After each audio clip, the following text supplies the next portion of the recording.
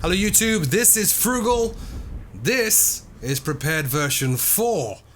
Now, I don't know where to start with this. I've actually been putting this video off for a little while. I wanted to spend a bit of time with it and get very comfortable with it, which I've done. I am very comfortable with this. And I wanted to do that and really get my thoughts in order and come at it with an experience-based point of view, if you like. And I figured that by doing that, all my thoughts and ideas and impressions would coalesce into a single whole, and I'd be able to give you a coherent run-through of what this sim is. But I can't. It's very hard to do that. So I figured what I would do is I'll go flying. And you can see the sim, and I'll talk you through stuff as I'm flying, and I've got a lot to talk about, and no doubt I'm going to miss a bunch of stuff as well. But I figured this would probably be the best way to do it. So you can see the sim in all its glory and everything else. Now, I'm at an airport that I don't think I've filmed before. I've had this scenery for quite some time. Let me just turn Track IR on, because I have Track IR here ready to go. Here we go. No, it's not working because my headset's not turned on. Now it is. There we go. This is Latin VFR's John Wayne. So Kilo Sierra November Alpha, which is where I used to do a lot of the Pilot Edge stuff out of. And I may have filmed this once or twice, but I didn't used to use this scenery a lot because it's pretty detailed.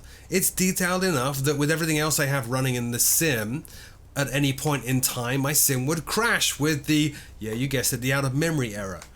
That's no longer an issue because one of the big marketing points, selling points, one of the big community fan favorite points about Prepared version 4, and indeed X-Plane 11 and DCS World and Flight Sim World and Aerofly FS2 is it's a 64-bit sim at long last. Now, I do have a lot of stuff that is very important I want to cover, in particular the license and how that works, but let's get this 64-bit question out of the way real quick first of all. As I think I've said in a news show in the past, 64-bit does not automatically mean you get a much better performing experience. It kind of, the whole 64-bit theme adopted this, I don't know, this aura within the community, and I don't know how this began or who it began with, but it's completely wrong that going to 64-bit would solve all of our problems and our sims would glide along at 120 frames per second and we'd be able to have all the sliders maxed because we all have modern machines. That's not how life works. Think about it. Now, I know a lot of gamers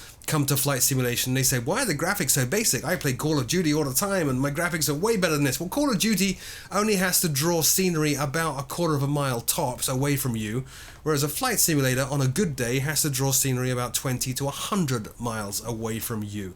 The volume of data that we're working with in a flight simulator is considerably more, exponentially more than you'd get in any other kind of video game. So this is where we get into out-of-memory stuff. If you start loading up a simulator with photorealistic global scenery, such as Orbex FTX Global, along with highly detailed airports like this one, Latin VFR's John Wayne International, along with highly complex aircraft, of which I actually consider this one. This is A2A's Cherokee. There are more complex in terms of code aircraft out there, notably the PMDG ones, the FS Labs ones, the TFDI ones, systems simulations. But you add all these things in, add in a weather engine, add in custom textures for weather, add in the desire for many of us to go to 4K textures and get the very best that we can possibly get, and even in cases like mine, run the sim at 4K as well. You're asking the computer to do a huge amount, and a 32-bit environment just would never cut it. The real memory limit, the vast, the virtual addressing space that we had in FSX, and indeed in Prepared prior to version 2, was limited to 3.2 gigabytes. Doesn't matter if you had a 32 gigabyte machine or a 128 gigabyte machine, your sim could only use 3.2 gig. If it went over that, then it would simply die, and you'd get that dreaded out of memory error and it would crash. That's really where 64-bit comes in. It allows you to use all the memory that you have in your computer, and it affords a number of benefits to add-on makers and the sim makers themselves. Now you can load in detailed scenery beyond maybe a mile or 2 miles away. You can show more detailed scenery way off onto the horizon, which is very, very good indeed. You can put more complex programming into the systems of the aircraft that you're simulating, which again is very, very good indeed. And I'm not paying attention to my aircraft is ground to an unceremonious halt. Let me keep going. You get the point, right? But think about it this way. Now, your computer, instead of having to deal with drawing scenery maybe 2 miles out, 5 miles out, 6 miles out, maybe if you're lucky, and maintaining a frame rate, and the fidelity of the flight model is based on the frame rate as well. You know, if the frame rate is how many times the image you're looking at on the screen updates per second. Simple as that, right? So if you have a frame rate of, let's say, 20 frames per second, then the way an ESP-based sim like Prepared or FSX works typically is it would update what the aircraft is doing as fast as it redraws the screen. So 20 times per second, okay, 10 times a second, you're getting a pretty poor experience of flight. 30, 60, 90 frames per second, you're getting a much smoother, higher fidelity experience of what it is like to fly an aircraft. But as soon as you start working with a ton more data, then you're putting a considerable load more on the computer. You're asking it to do a heck of a lot more than it was ever doing in the past. So while 64-bit on the surface is very, very, very good, it actually only solves one problem and introduces a few others. So the key in producing an update to an ESP-based sim like Prepared and saying 64-bit is doing a bunch of other stuff as well, like updating how you make use of the graphics coprocessor, the NVIDIA GeForce card or the ATI card that you've got. Are you making good use of that card to offload some of the processing from the core processor? On that core processor, hang on, I've lost the landing lights, there we go. On that core processor, are you doing a stonking job of using all the available cores? You're not just limiting yourself to a single core. This was a problem that I found early on with Flight Sim World. So there are a number of challenges to overcome if you move to 64-bit. Thankfully, I've got to say Lockheed Martin have. Now the cool thing with Lockheed Martin's Prepared is actually the team behind it. I don't know if it's many, but some of the team behind Prepared are some of the original ACES team that produced FSX. So there's a legacy there, a certain amount of history and experience that you don't get in other teams like FSX Steam Edition or FS World, Flight Sim World from Dovetail. Hang on, I've got to take off. This is a bit where I need to do some of that flying stuff. Hang on. Oh my goodness, and it's very loud in my ears. Should have used a bit more runway there, I think. I just turned it down in my ears so I can keep talking without being too distracted.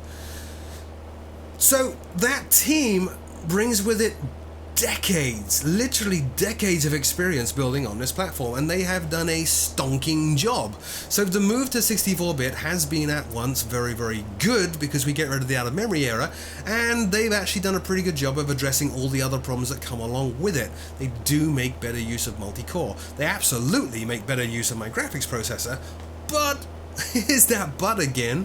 It doesn't mean that you're gonna get an automatically faster sim. Now I do have the frame rate showing on my screen. I'm not sure if you're seeing it because it's being put out by Shadowplay, but what I'm getting is currently about 40 frames per second. Sometimes closer to ground it drops to about 25 frames per second. Sometimes when I'm cruising along, even at 4,000 feet, 5,000 feet, it jumps up to 60 frames per second.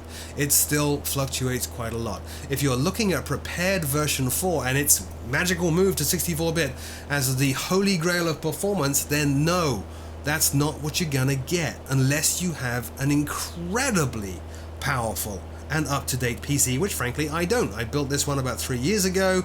It needs to be built again, I guess is the best way of putting it. And so currently I struggle, but there's another but. I do record in 4K, and given that I'm recording in 4K and I do have a ton of stuff loaded into this, we'll get onto that in a second, it's actually doing pretty well. I would say it's doing better than Prepared version 3, 2 or 1 did, and it's certainly doing a lot better than FSX ever did, given the fidelity of what I'm seeing out the window. Now I chose this airport and this day and this time because of what you're seeing right now. It's a good mix out of the window of heavy cloud and volumetric fog effects and translucency going on. It's also a heavily, densely populated area. So when we pop out of the cloud, you're going to see some of that Autogen kick in. I'm going to show you sliders and the UI of Prepared version 4 much later in this video. I had terrible performance when I first installed this, and I had to do a little bit of tweaking. Thankfully, that tweaking was limited to working through the menus of the sim and not requiring me to go outside the sim and start messing around with config files and all that malarkey, which is a very, very good thing. Now, I'm heading this way, so I want to be 3,500 feet. Hang about. Just going to do some of that flying stuff again. Notice I'm in heavy cloud. Don't worry, it is going to go away. I just need to fly a little bit. I've also been spending a lot of time with this aircraft, the A2A Cherokee and the A2A Comanche. I have some things planned for you, which is actually why I'm flying on the autopilot right now, because I've been studying all the study level bits of this aircraft, which I think you're going to like. But anyway, let me just sort this out and get it on its path where it needs to be. I want to be 2200 there. We're going to idle a little bit. Sorry, not idle. Lean. There we go. I've leaned enough. Great. And we will put this into altitude hold. A little bit higher than I wanted. And I need to trim down, so I'm going to trim down, and then we can look around and I can show you the outside goodness. Now that's the next thing about 64-bit, and I did bring this up recently in a news show. No, I didn't. I brought it up in the Simulation Roundup, the State of the Sim Nation special. That going to 64-bit, it's something we all wanted because of the problems that we had with the add-ons that we were using in the older platforms. So a move to 64-bit is really inherently only a wonderful thing if you can use those same add-ons in the new sim. And thankfully we can. I need to check my needles a little moment. Please hold. Hang on. I need 321.40. That's not right at all, and I need to trim down. I'm trying to fly to Seal Beach VOR, and I'm going to do a big loop, go from Seal Beach up to Paradise, and then come back down to John Wayne. I need to set this VOR up though in order for this to work. So it's going to be 320 degrees here. I should have done this on the ground. Yes, I know, it's been a while. So 310.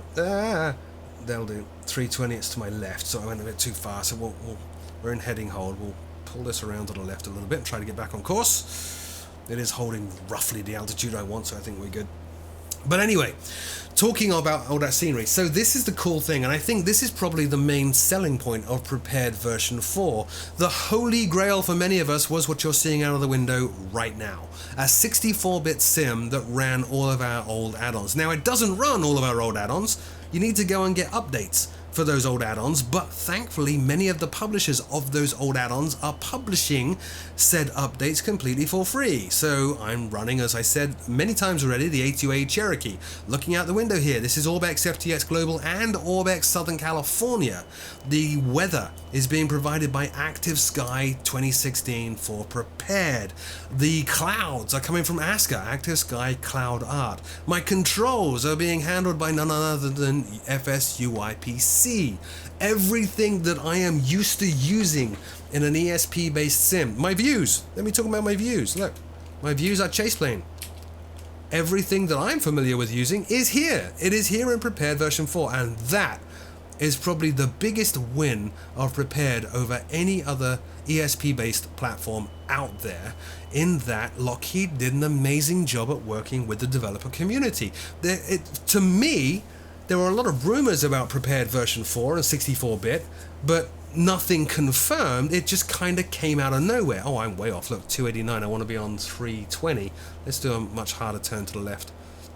It just kind of came out of nowhere. Despite there were a lot of rumors about it, a lot of people saying it's coming, it's coming, it's coming, nothing confirmed, and all of a sudden, oh, it's coming next week. It's going to be here. You're going to have it. And then almost the same day that that announcement came out, there's all these developers saying, well, our products are going to be there too. And sure enough, they were. And it's absolutely incredible. So the dream of going to a 64-bit version of Prepared or FSX has been realized with Prepared version 4, because we have all those incredibly heavy add-ons from the past that we know and love and are very used to, and they all work in the new platform, which is outstanding. And you can already see here, look how far it's drawing to the distance. You can see buildings through the haze out there, the atmospheric scattering effect which is very, very good in prepared version 4, by the way. You can see all those buildings out there. You can see a ton of Autogen down here, a ton of detail. It's a thing of beauty, but this whole video is going to be about big butts. The but is, it doesn't actually look that much different to what you're used to, except it's now drawing further than before. So for me, that was a little bit of a surprise and a little bit of a letdown initially when I first installed this. I did kind of expect there to be some, I don't know, some magical overhaul of everything out of the window. The same sorts of stuff that we got from a move to X-Plane 11. I kind of expected that. We're going to have a whole new graphics engine. Everything is going to look wildly different, far more realistic, and things are going to be incredible. No. They actually look very similar to what they used to, but with some differences that are very subtle, like better atmospheric scattering, better lighting effects. Dynamic lighting is a big selling point of prepared version 2, that lights now interact with the scenery around you, which is kind of cool, especially when you're flying at night and landing at night or taxiing around an airport at night. That's actually very, very awesome. Better rain and snow effects as well. Better speed trees. Although, here's the next but there, speed trees are the new tree technology that prepared version 3 brought with it, and in version 4 they can now interact with the wind, so trees can bend in the wind and trees can become part of... Yeah, I'm now completely lost, aren't I? I really am completely lost. Let's go... Let's just fly around for a bit. I'm talking too much. Trees can now interact with the wind, so they will bend and they will move with the wind, which is very, very immersive. Lighting and cloud effects have been improved as well. Shadows have been slightly improved as far as I can tell. The ground, the scenery that you're flying over, there is a new set of vector data in this sim. Oh, I'm flying the wrong way because I am actually now flying the wrong way. Let me move around to 049, head up towards Paradise here. There we go. We'll put that over there. And I'm in. Yeah, that's fine. Sorry about this. Not very prepared. I just really want to show you the sim. And there it is. It's pretty cool. So out of the window, the improvements are subtle. They are, what's the word? Evolutionary rather than revolutionary, I think is a good way of putting it. But in terms of performance, now this is another but. Although, as I said earlier, the frame rates that I'm getting are not really considerably better than anything I ever had before out of prepared, the net effect of them is, it's in general a much smoother sim than it used to be. So although my frame rates are still moving quite a lot, I'm actually getting a much smoother experience. It feels kind of cool. That's not the case with virtual reality. They did extend the VR support in this new version of Prepared. VR still is pretty bad in the native built-in support within Prepared. It's much better to get Fly Inside, but Fly Inside is not currently available. And the reason for that is Fly Inside does a better job with the asynchronous time warp thing, which smooths out low frame rates within a virtual reality headset, thereby alleviating nausea and giving you a much better feeling of flight and immersion. They have some work to do there. See, now I'm completely off course. I want this number to start coming down, which is not. So let's just keep turning. And eventually we'll figure it out.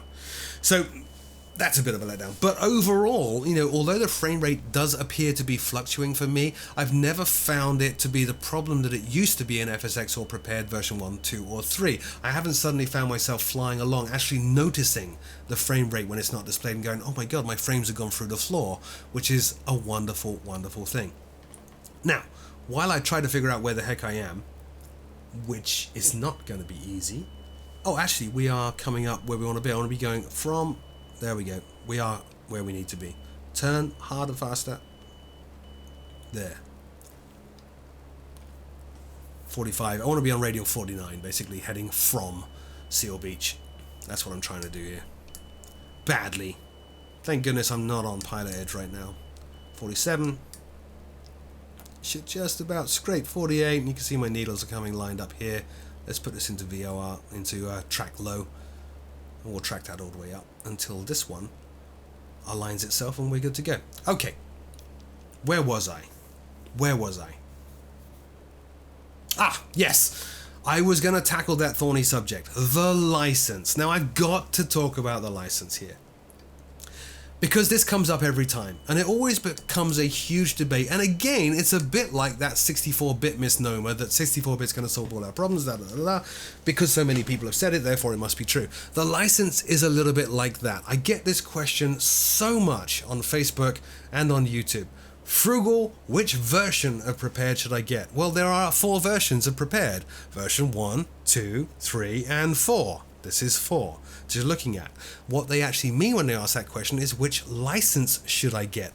Licenses for Prepared define the price. It is as simple as that. There are multiple versions of the license, or multiple variations of the license out there. The 2 that you lot are most interested in are Academic, the cheap one, and Professional, the expensive one. I think the professional one is $199.99 or $200. Academic, I forget, it's $49, maybe $50, something like that. And the misnomer that I see all over the internet is just get the academic one. Let me explain the license as it's defined on Lockheed Martin's page.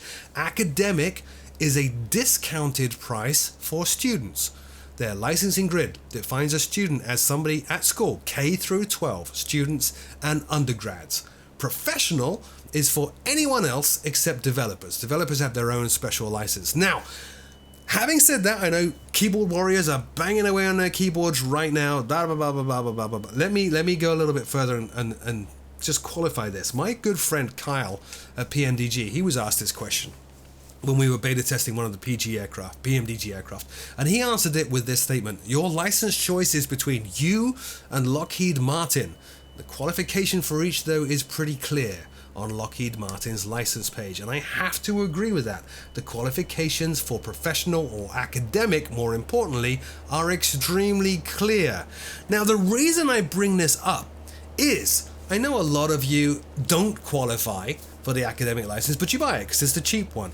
The risk there is that if enough people just buy the academic license without really qualifying for it, then Prepared could be seen as encroaching on entertainment sales from other licensors, notably Dovetail, and that could be terrible for our community. There could be all sorts of legal shenanigans, and we could all see price hikes or versions go away.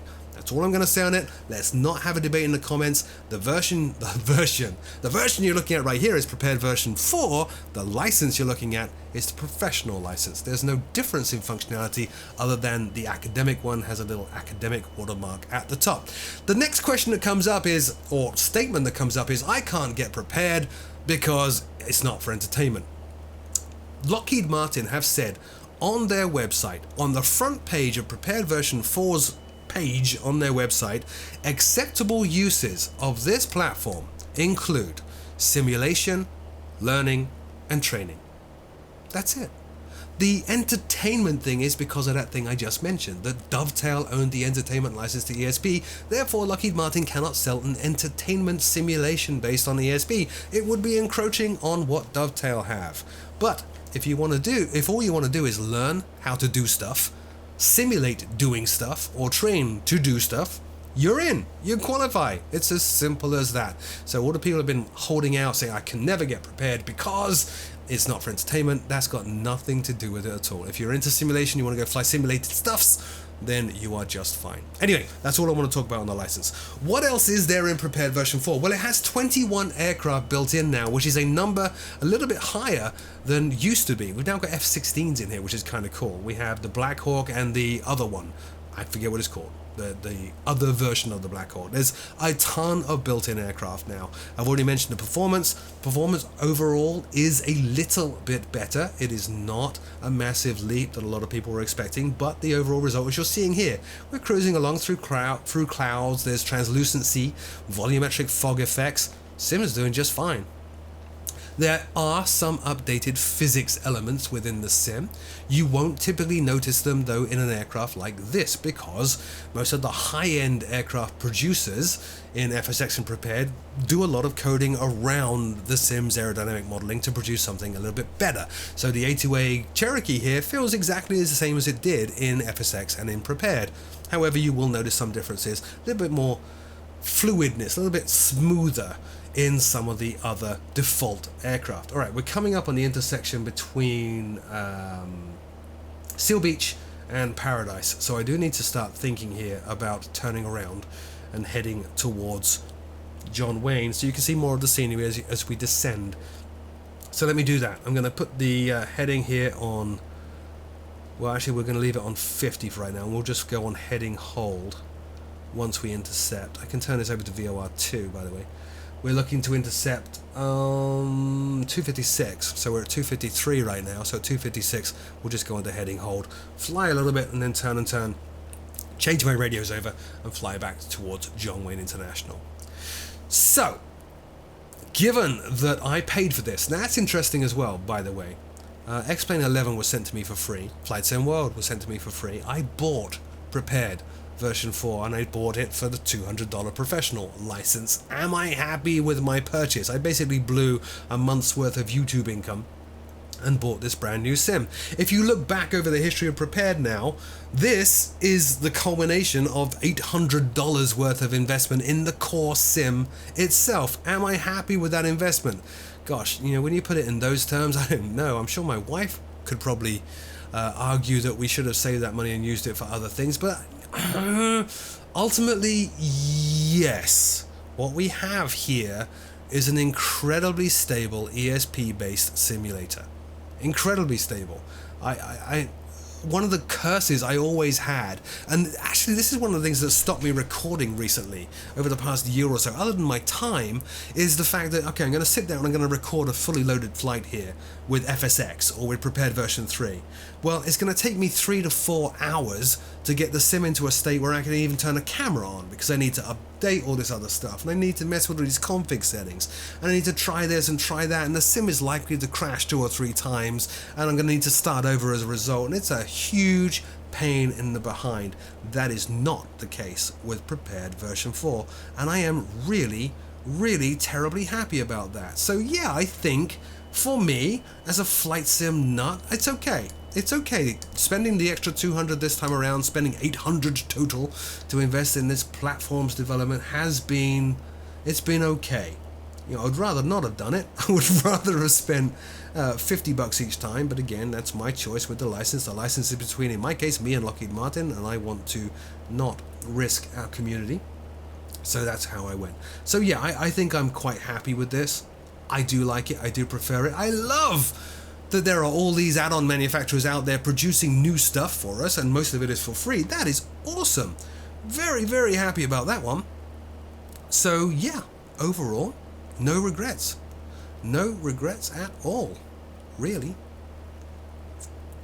Yeah, I'm just turning around.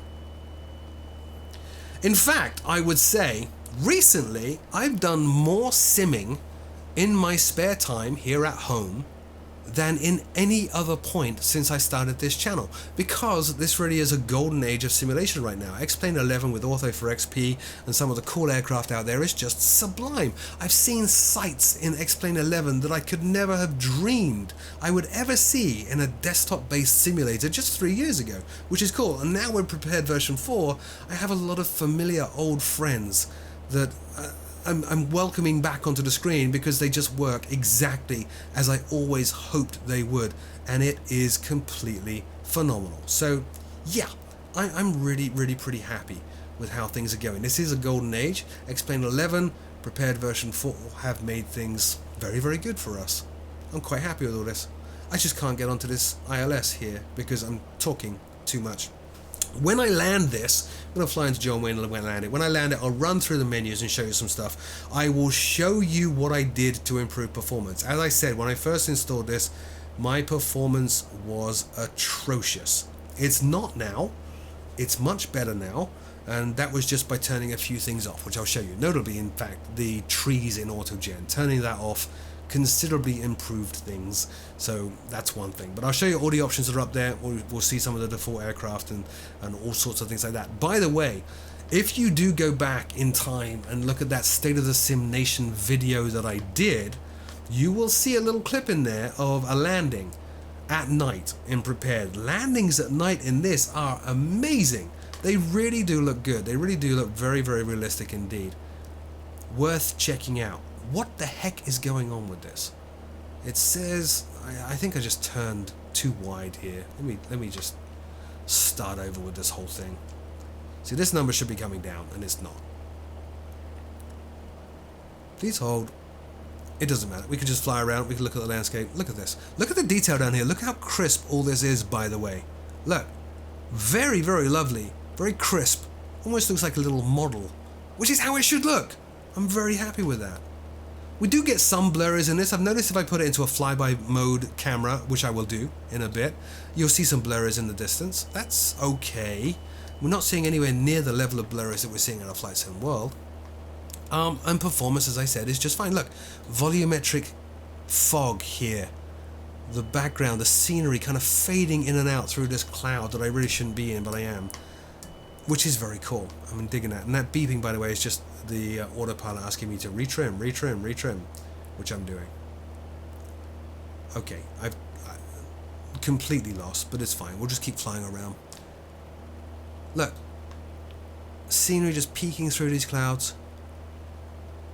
And although my frame rate has been varying quite a lot throughout this video, it still comes across, I think, as very smooth and very lovely. How are we doing? Oh, now it's coming down. Okay, great. Gosh, about time. So 9, got 5 degrees to go, so I'm going to start turning around to 196, which is where we need to be. You can see the needle moving here. I'm sorry about that. Got a little carried away. Narrating, which is the problem YouTubers typically have in flight. Too much time talking, not enough time flying. There we go, 1 degree off, and that's an interception. That dash means we've intercepted. So we'll put this onto track high now, because it's an ILS, and we'll let this fly towards John Wayne, and I will pop outside and show you around. Look at this. It's a thing of beauty. It really is. This is how I always wanted Prepared to look. Look in the distance here, you can still see trees and shrubs all the way out towards the horizon, just peeking through those clouds in the distance. These wispy clouds passing underneath the aircraft at that point, look. Very, very good indeed. And now we're getting into Autogen territory. So now the frame rate's going to drop. It's going to hit low 30s, maybe a little bit lower, but you can see down here, if I move the camera directly overhead, whoa, you can see the roads, the houses, the trees, the shrubs. And as we move the camera behind the aircraft, because I know the clouds are starting to leave now, because I've done this flight before, there you go. You start to see it all feeding in ahead of us. Look at the volume of buildings that we have. And it is still very, very smooth. And the shocking thing is I don't have the graphics completely turned up to maximum. And it still looks incredibly detailed. This is 64-bit. Loading in all of this data and drawing it all the way out here and keeping it crisp and sharp. That's the power of 64-bit. Right, where are we at? So we're about to intercept the glide slope. So I will need to come out of the autopilot fairly soon. I left it on autopilot the whole time again just to really concentrate on talking and showing you around. We'll land this in John Wayne and we'll get a lot closer to the ground. Obviously, you'll see a lot more of the scenery coming into view, a lot more of this Autogen, hopefully some cloud shadows and things like that. I'm not seeing a lot of cloud shadows, which is a bit of a surprise, but that could just be the position of the sun and my position relative to it. Okay, so need to start slowing down now. So we're going to bring the power off here. We'll turn altitude hold off here. Let the aircraft start descending. Feed in a bit more power. We don't want to go wildly underneath the glide slope. Trim. And again, it's stuff like this, you know, and it seems like such a simple thing, but for me, with the volume of add-ons that I typically run in Prepared and FSX, the ability to just say, you know, I'm just going to go and do this and not really spend a lot of time tweaking the sim and planning it, but everything just works and it's just smooth and there's no frame rate jitters and stutters. It just performs exactly as you would expect it to perform. It's just wonderful. I'm really digging it. So we are still on course hold. I'm just managing the altitude at this point now, so I'm kind of sharing control of the aircraft here between the autopilot and me. Video coming soon on how to do that. Descending quite well. Glide slope is coming back up. We'll get a closer view here. very, very slowly moving up. I'll go back to this view so you can get a good idea of what's going on in the world around us. And again, I chose this time and date because of all this low cloud. I wanted you to see how the sim handled something that traditionally is taxing. And it's taxing to Prepared version 4 as well. I can see now my frame rate has dropped into the 20s, but I'm not noticing it. I mean, I had to look at the number just now to tell you what it was, but I'm not flying this thinking, oh my god, where'd my frame rate go? Which is great. I don't know how they did that. It's kind of like the virtual reality asynchronous time warp thing moved over to actually flying, which is cool. Maybe they're not tying the flight model now to the frame rate, which would be a wonderful thing. I know that in X-Plane, for example, that you can specify how many times per frame or how many times per second does the flight model update independently of the frame rate. Maybe Lockheed have done something like that as well, which would be very cool. First stage of flaps now, we'll go mixture full rich. There's that first stage of flaps. Just about see runway 20 right in the distance. And a lot more Autogen kicking in. Now I will turn back on track IR so I can look around. And you can see track IR again. Even though my frame rate now is in the high 20s, it's very smooth. I like that. Hopefully you do too. Right, just going to try to trim this. We do still need to be descending, which we're not. But not in a brick-like fashion. Easing up on the power here. Look, down there quite a lot of detail. Cars in parking lots. And again, I have add-ons here. You're looking at a mixture of what Prepared is doing and Orbex, Southern California. But I struggled with that. Do I film this all vanilla, all default? And I figured no, because most of you are excited about this sim because of what it brings again to the add-ons that you already have and the new life that it could breathe into those. So I figured I would do it almost fully loaded and have everything I could possibly load up in here loaded up. I think that was the right way to go.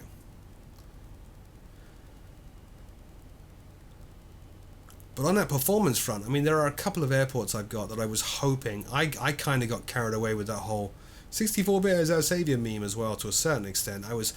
Imagine Sims Atlanta is an airport that I want to spend more time in, but it performs terribly in the old Sims. I've not noticed it performing considerably better in the new one either. Sorry, that jerkiness there, I think I have a light behind me which is interfering with track IR, so sorry about that. But I do want to leave track IR on here because as we touch down, I want you to see the buildings at Latin VFR's John Wayne. They are very complex. Lots of new features for developers in Prepared version 4 as well. I already mentioned dynamic lighting, which is beyond cool. It's really, really good and really immersive. We also have dynamic reflections. So you'll hear me in the news show now talk more and more about scenery for Prepared version 4 supporting reflections. What that means is you could be taxiing past a terminal that has highly reflective windows and you'll see yourself in that terminal, in those reflections, which sounds really kind of trivial and not a big deal, but it's another immersion factor, a bit like adding shadows to the sim. On the surface, it's like, yeah, okay, whatever. But once you experience it, it's kind of cool. It really adds to the level of immersion. It brings you into this simulated environment and helps you believe that it's slightly real. And you can see here, I've got the graphics turned down. You can see there where Autogen has put that building there, but not those. That's fine. I'm happy with that. Most of my simulated time is up in the air, not normally this close to the ground. It's not normally this slow either. So that's fine. Your mileage may vary. If you do want to turn everything up to crazy stonking levels, you can, but you better have a crazy stonking machine. I have a Devil's Canyon 4790K processor that is not overclocked, and I have a GeForce GTX 1080, which is pretty good, but it's not a 1080 Ti. So if you wanted to go for one of the new 7 series processors, for example, with a Ti or even SLI graphics card, I'm not sure how SLI is handled in Prepared version 4, but you know, that whatever you could do to go beyond what I've got, you'd probably be able to turn up things a little bit higher than I have them turned up. But I think the net visual effect is not bad, to be honest. There's the terminal buildings there of John Wayne coming into view from Aladdin VFR scenery. In fact, all of this right now is Aladdin VFR scenery. A little bit high, but that's fine. Let's see if I can not wreck this aircraft on a video. Full flaps. Alright, we do need to lose a bit of altitude here, so we'll do that. Down we come. Pulling back on the power, increasing our rate of descent by doing what you're not supposed to do, which is nosing over and dropping the power, but that's just fine. It's not real. It just kind of feels like it sometimes. There we go, 2 whites, 2 reds, getting back on track now. Looking at the ILS deals, and that glide slope is coming up where it should be, feeding in the power. Arresting that rate of descent, pull the nose up, trim the aircraft, there we go. Now we can manage our descent with the power alone. I hope. A lot of other add-ons as well that are not commercial work as well. Last night, for the first time ever, I got talked into using FS Cloud, which I've never done, and I joined Reptile Rick's live stream using FS Cloud, and it was a bundle of fun, and I've never done that, and it just worked in Prepared version 4, which is, again, very cool. That's not a bad landing, is it? And I can look over here, and there is the terminal. Crazy detail, curves and reflections and everything else. Let me stop this in a way that wouldn't be approved by Scott Gentile of A2A. There we go. And we'll spin around and you can see what I'm talking about. See the reflections on the metallic roof there, and the curved roofs. You know, there's a lot of detail in this scenery, which is why I haven't in the past used it in a lot of videos. It consumes memory, but now that's not a problem. Okay, I promised you I would show you some of these menus, so let's go ahead and end this scenario, and we'll do new scenario, and we'll look at the vehicle list.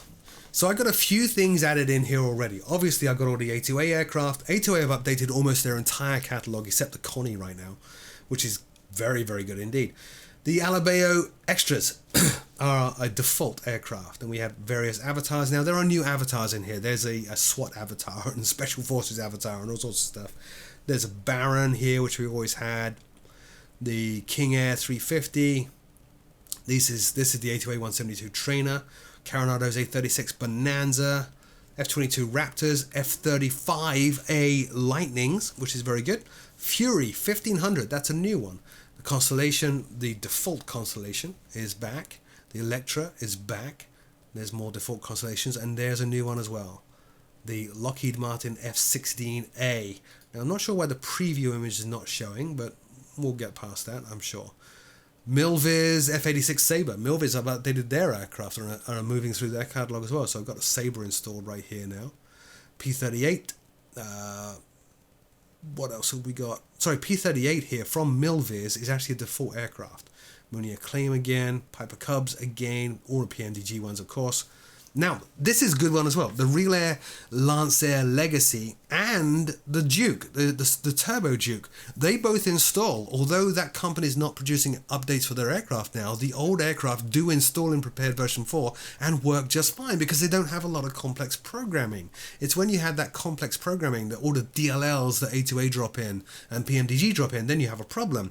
But if you have an add-on aircraft that doesn't do that, then you typically don't have a problem. I have some cockpit sounds missing from these aircraft, but I don't really care. The aircraft are a joy to fly, and I'm so glad to have them in Prepared version 4. So Robinson R22, and here we go, the MH-60K Black Hawk, and then the Sikorsky S-78 Black Hawk. So the two variations of the Black Hawk there, which is lovely. UH-60Q Black Hawk, Medevac Black Hawk, we have the Ohio class submarine, there's a submersible, the Neptune, and then down to the TFDI 717, which I've still yet to really learn and master. I think that's it. So a lot of new stuff in here, a lot of old stuff as well, but that's kind of cool. What else do we have? Let's get out of here, and we'll get out of here. We'll go back in here, and let's go up to options. Everything that you're familiar with in the options is back and works just as it always did. Now let me talk you through what I've done to get my performance up. As you can see, I'm recording at 4K. I turn anti-aliasing, FXAA, and AA off. If you have a 4K display, you don't need anti-aliasing. When it renders down, for example, if you're recording, you don't see any jaggies. I see some jaggies looking at it when I'm flying, but it doesn't matter. The display is so fine, nobody cares. An isotropic 8 times, you could go way higher than that. I've got it locked at 8 times. And you can go higher than a 2K resolution on the textures. You can go all the way up to 4K. I find 2K is good. It gives me a good balance between good visuals and a good frame rate. I've got VSync turned on, unlimited frames, that's pretty much it. If we go and look at the world now, this is exactly the same as it always used to be, but notice this checkbox down here, Dynamic 3D Autogen Vegetation. This is the speed trees, building in speed trees with Autogen. Speed trees can consume quite a lot of processing power. I got a significant frame rate bump by turning that off, to the point that these sliders here, scenery complexity and Autogen draw distance, were a lot lower with that turned on. As soon as I turned that off, I could push those up, which is great. Tessellation factor is high, level of detail radius is ultra. It actually goes up to insane. I forget what it's called. It's like mega ultra. Hang on. Max, okay, but it basically goes up to 11. I find ultra is just fine. Tessellation factor of high is just fine. You saw the sim just now. It looks just fine. Special effects detail and distance I have on medium, and again, it looks just fine. Lighting, I'm using HDR. I do have dynamic lighting. Landing lights do illuminate the ground. I do have shadows, and that includes from clouds and everything else. And then weather, I had that set as active skyward like it's set. So cloud coverage density is maximum. Cloud draw distance, 90 miles out, and so on. And so on. That's about it. One thing though I will bring up, when I first, when I first set this up, I actually couldn't get my controls to work at all. In fact, initially the sim would just crash. It would start to run and then it would just die straight away. And I had a lot of problems with that. And the reason was this. If you go down to Other, so General, Graphics, Controls, Other, there's a new section at the top here, Input Method, Raw Input or Direct Input. By default, it's on Raw Input. And what I found was, in my case, I have a Razer orb weaver here that I use as a programmable keyboard to control my views and stuff. That was causing me issues. So I had to unplug my orb weaver, then the sim would start, go to input method, set it to direct input, shut the sim down, plug the orb weaver back in, and ta-da, everything works. So if you're finding after you watch this and you decide to go and get prepared that you can't start it, this is what you should check. Start unplugging USB devices. Once it does fire up, turn that input method to direct input and you'll be just fine. What else have we got here? All the usual stuff, really. Nothing crazy, nothing new. And that really is kind of the mixed bag of Prepared version 4. When I first fired it up, it didn't look that different, didn't feel that different to Prepared version 3. So what the hell did I just spend $200 on? The more time you spend with it, the more it grows on you. I believe if you're heavily invested in Prepared already, or if you have FSX and are considering a switch to something else and you want to keep it somewhat familiar, so you're weighing up, do I go to Prepared version 3 or Prepared version 4 or even FS World? I would recommend Prepared version 4 without a doubt. It is phenomenal. Now, the other question I'm going to get asked is, what's better, this or X-Plane? Neither. They're both incredible, and I'm very happy to have both. If you are able to get both, if you're not able to get both, then choose the sim that has the aircraft you want to fly. So if you want to mess around with A2A aircraft or PMDG aircraft, and specifically the 777, the 747, the Comanche, the Cherokee, the Texan, and stuff like that, then you're looking at Prepared. If you want to go fly something other than that, though, then look at X-Plane. You want to fly the Rotate Sim MD-80, or look at the aircraft you want to fly, look at the platforms that those aircraft are in, the developers, and so on, and choose based on that. If you have to choose, I honestly would recommend you get both. That's my personal view. Anyway, this was my kind of rambling, reaching Prepared for first impressions. It's so hard to do this. Oh, let me show you something else. I just remembered something. I only discovered this recently. Let me turn track IR off real quick. There are features in Prepared version 4 which apparently were in Prepared version 3 as well, and I never knew them. If you're learning Pilot Edge, and John Wayne is going to be familiar to you, this airport, if you're learning Pilot Edge, one of the problems that you have as you start to progress through Pilot Edge is knowing who to contact and where. Where does airspace start and stop? Look, there's a really cool thing up here. If we go at navigation visuals, is that it? Yes, if you go navigation visuals in the navigation menu and then turn on enable facility visuals, look, turn off airports, turn on airspace boundaries, it starts to draw the airspace boundaries. And as you're flying along, you'll see, oh, look, this is where Bravo airspace begins, this is where Charlie begins. That's really, really kind of useful. I never knew that. I only discovered that recently. So you might want to try stuff like that. Airway intersections. Look at that. These are where airways intersect. Let's try this again. Let's turn some stuff off here. Whoops. Now I've kind of lost that menu. Alright, so we're going to turn this off, turn this off. We just landed here at John Wayne using the ILS. So we can come back down here to navigation visuals. Let's turn on the ILS feathers. Oh, look at that. Now you can see what the ILS is doing. Like nothing out here. Weak, strong. Very strong. And you can see kind of where the ILS is extending to and what it's doing. This is a really cool tool for just learning your way around airspace, which I'm amazed I missed that ever before. You might want to check that out. Let me just make sure I didn't miss anything else before I bring this video to a close. I don't think I did. Flight planner, visual flight path. We already had that before. Most of you are familiar with that. Oh, that's a new thing as well. If we go world. Sorry, is it world? No. If we go scenery, vehicle. Gosh. Hang on. Please hold. Yes. Scenario. We're going to end the scenario again. We'll do a new scenario.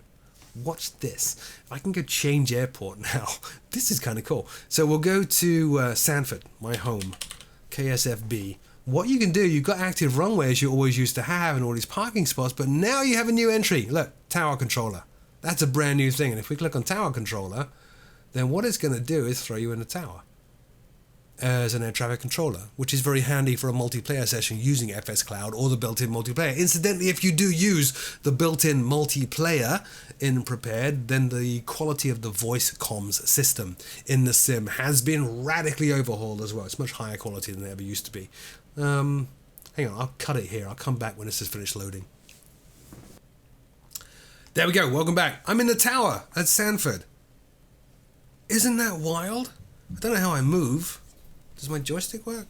Okay, so I guess it's going to be avatar keys, but you can do the whole tower thing now. You can actually view the airport from the tower, which is a feature that we typically have gotten in the past from add-on scenery. You know, these add-on scenery people will say, oh, you can be in the tower as well. Now it works everywhere. So any airport that has a tower, you can be in the tower, which is actually pretty cool. I kind of like that. I fancy joining a busy airport on VATSIM and just sitting in a tower and watching everything. That would be neat. Oh, there goes the weather from Asker. Very, very good. Anyway, and there's the rain, new rain effects, and there they are, new rain effects. No more warp as you start to go through rain. You get this Star Trek warp effect in the older Sims. That's gone, which is cool. FSFX packages are updating all their stuff as well for Prepared version 4, so the rain's going to get even better, and so are the other vapor effects as well, which is again brilliant, wonderful, can't wait. So anyway, that I think is the end of my rambling Prepared 4 first impressions. I hope you liked it. I couldn't show you absolutely everything. It's a massive sim. I can't show you everything. This is why I didn't say review. I like it. I'm a big fan of ESP-based sims. This is the definitive ESP-based sim. Forget FSX. Forget Prepared version 3. Forget Flight Sim World. This one. Don't forget X-Plane though. X-Plane is awesome too. Thanks for watching. See you all very soon.